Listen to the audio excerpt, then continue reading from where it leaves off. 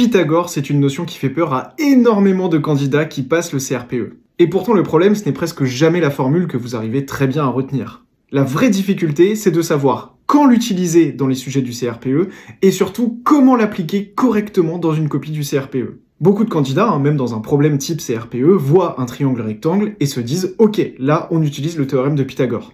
Mais ensuite, beaucoup de candidats bloquent ou perdent énormément de points dans leur copie du CRPE. Pourquoi ? Parce que ces candidats ne savent pas par quoi commencer et ne savent pas correctement rédiger pour avoir les points au concours. En réalité, avant d'écrire quoi que ce soit dans sa copie du CRPE, il faut correctement poser le raisonnement. On commence calmement par identifier l'hypoténuse. Ensuite, on doit expliquer pourquoi on a le droit d'utiliser le théorème de Pythagore dans cet exercice. Et ensuite seulement, on doit citer clairement le théorème, puis donner la formule. Donc il y a beaucoup d'étapes pour avoir les points du CRPE. Et c'est exactement là que beaucoup d'erreurs apparaissent au concours, et c'est ce qu'on peut lire d'ailleurs dans les rapports de jury tous les ans.